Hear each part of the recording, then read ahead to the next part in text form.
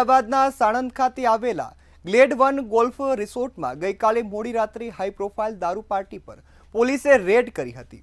Real એસ્ટેટના વેપારી પ્રતીક સાંધીના જન્મદિવસ નિમિત્તે આયોજિત આ પાર્ટીમાં 100થી વધુ લોકો હાજર હતા અને પોલીસે 39 લોકોને દારૂ પીધેલી હાલતમાં ઝડપી પાડ્યા છે। 20 જુલાઈની રાત્રે સાણંદ પોલીસને મળેલી બાતમીના આધારે ગ્લેડ 1 રિસોર્ટ પર રેડ કરવામાં આવી હતી। જ્યારે પાર્ટી ચાલી રહી હતી ત્યારે અંદર 100થી વધુ મહેમાનો હાજર હતા। પોલીસ તપાસમાં 13 યુવક અને 26 યુવતીઓ દારૂ પીધેલી હાલતમાં ઝડપાયા છે। આ તમામ શંકાસ્પદ લોકોને તાત્કાલિક સિવિલ હોસ્પિટલમાં લઈ જવામાં આવ્યા અને મેડિકલ ટેસ્ટ માટે રાત્રિભર કામગીરી ચાલતી રહી। પોલીસની 4 બસ અને ઘણી બધી ગાડીઓમાં પાર્ટીમાં આવેલ લોકોને સિવિલ હોસ્પિટલ ખાતે લઈ જવાયા હતા। રાત્રિના 3 વાગ્યા સુધીમાં તમામને સાણંદ પોલીસ સ્ટેશનમાં લાવવામાં આવ્યા, જ્યાં આ તમામ લોકોના પરિવારજનો પણ આવી પહોંચ્યા હતા।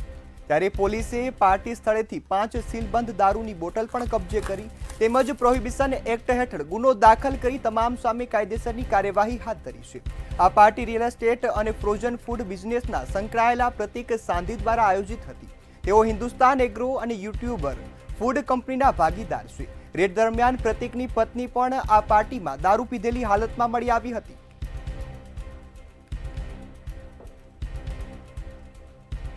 ત્યારે હાઈ પ્રોફાઇલ પાર્ટીમાં દરોડા પાડી 39થી વધુ લોકોને ઝડપી પાડવામાં આવ્યા છે।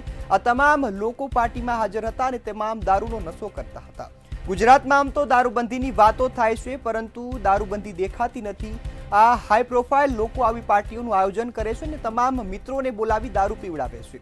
ત્યારે બર્થડે પાર્ટીમાં દારૂ પાર્ટી ચાલતી હતી, જેનો આ ઘટના સામે આવી છે। અમદાવાદના સાણંદમાં રિસોર્ટમાંથી આ તમામ લોકોને પકડી પાડવામાં આવ્યા, જેમાં 13 યુવક અને 26 યુવતીઓ છે।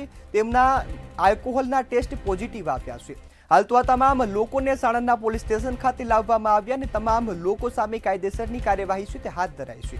આ તમામ લોકોને રાત્રિના સમયે સિવિલમાં મેડિકલ ટેસ્ટ માટે લાવવામાં આવ્યા હતા, જ્યાં તમામ લોકોના મેડિકલ ટેસ્ટ થયા છે। આ પાર્ટીમાંથી પોલીસે 5 સીલબંધ દારૂની બોટલો છે તે પણ કબજે કરી છે અને આગળની કાર્યવાહી છે તે હાથ ધરી છે। ત્યારે હાલ પોલીસે ચોક્કસ બાતમીના આધારે આ પાર્ટી પર દરોડા પાડી અને કાર્યવાહી હાથ ધરી છે।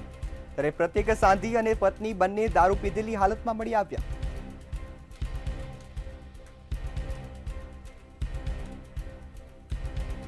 પૂર્વ પોલીસ અધિકારી દીપક વ્યાસ આપણી સાથે જોડાયા છે। જે દીપકભાઈ, હાલ જે ઘટના સાણંદથી સામે આવી છે તે લોકો હાઈ પ્રોફાઇલ પાર્ટીઓ કરે છે અને નશેડીઓ બેફામ બન્યા છે, શું કહેશો?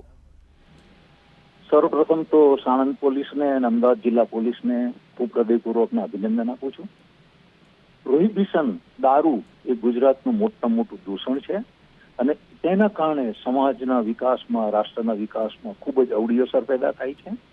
સાથે સાથે આપને કહીશ કે બહુ સરસ કામગીરી થઈ છે, પરંતુ એક મારા 36 વર્ષના અનુભવ આધારે હું કહું છું કે રાજ્યમાં પ્રોહિબિશનનો ગુનો છે, ગુના દાખલ થાય છે, એના ચાર્જશીટ પણ કોર્ટમાં થાય છે, પરંતુ સૌથી મોટી જો મેં અવલોકન કરેલું છે, મેં અભ્યાસ કરેલો છે, એનું તારણ હું કહીશ કે પંચો તરીકે સારા વ્યક્તિઓ આવવું જોઈએ। આવીને પંચો પોતે પંચનામા દરમિયાન પોતે પાર્ટિસિપેટ થવું જોઈએ અને કોર્ટની અંદર જે પોતે પંચનામું કર્યું છે એ સંદર્ભમાં કોર્ટમાં પોતે આવીને વિટનેસ આપે અને આવા લોકોને સજા થવી જોઈએ। ખાલી અત્યારે મીડિયા ટ્રાયલને કારણે વાતો થાય છે કે પોલીસે કર્યું કામ, પરંતુ આ કેસને કોર્ટની અંદર સાબિત કરવામાં આવે તો કાયદાનો ભય લોકોને થશે અને પ્રોહિબિશન એટલું બધું વ્યાપ્ત છે તો તમામ સારા વ્યક્તિઓએ આમાં પાર્ટિસિપેટ થવું જોઈએ અને આની કોઈ સારા વ્યક્તિએ જ અંદરની બાતમી આપી હશે। સારા વ્યક્તિઓને હું આપના મારફતે જનતાને અપીલ કરીશ કે સારા વ્યક્તિઓ પંચ તરીકે આવે। કાયદાના રક્ષણ માટે આપણે બધાએ સાથે પોલીસને મદદ કરવાની છે। તો પંચ તરીકે ઘણા સારા માણસો બધી વાતો કરવા આવે છે, પણ પંચ તરીકે કોઈ સારા વ્યક્તિઓ પાર્ટિસિપેટ પોતે દરેક વ્યક્તિ એવું કહે છે કોર્ટમાં હું શું કામ ધક્કો ખાઉં? એટલે આવી જે માનસિકતા છોડીને પોલીસને પોતાના કામમાં આપણે મદદ કરીએ અને કાયદાનું સારી રીતે ઇમ્પ્લિમેન્ટેશન થાય અને લોકોનું વેલફેર થાય, એના માટેના સકારાત્મક પ્રયાસો આપણે બધા સાથે મળીને કરવા જોઈએ। જી બિલકુલ દીપકભાઈ, આ સાથે હાઈ પ્રોફાઇલ લોકો છે તે યુવાનોને પણ આ પ્રકારના પાર્ટીઓ કરીને એને નશાના રવાડે ચડાવે છે, શું કહેશો? આ નશો છે એ નોતરે સર્વનાશ। એક વ્યક્તિ શરૂઆતમાં પોતે એન્જોયમેન્ટ માટે કરે, પછી એનો એડિક્ટ થઈ જાય અને નશો કરવાથી એની આડઅસરો કેટલી બધી થાય છે। બીજે દિવસે પોતે કામ કરવાને લાયક ન હોય, એને આળસ આવે અને અમુક દિવસ સુધી નશો કરતા થઈ જાય, એ પછી એ એડિક્ટ થઈ જાય નશાના. અને એના કારણે શું થાય, એને પોતાના પરિવાર, પોતાનું શારીરિક, સમાજને, અને હું તો એવું માનું કે આ દેશના તમામ યુવાનો રાષ્ટ્રની સંપત્તિ છે. યુવાનોની અંદર જો આવું દૂષણ આવશે તો રાષ્ટ્રને દૂષણનો ગેરલાભ થશે. એટલા માટે બધાએ આ દૂષણને નાથવું જોઈએ અને આપના મારફતે બધે ધાર્મિક નેતાઓ, જ્ઞાતિના નેતાઓ, સમાજના લીડરો આમાં પોઝિટિવ પ્રયાસો કરવા જોઈએ અને આ દૂષણને કાયમ માટે નાથવા માટે.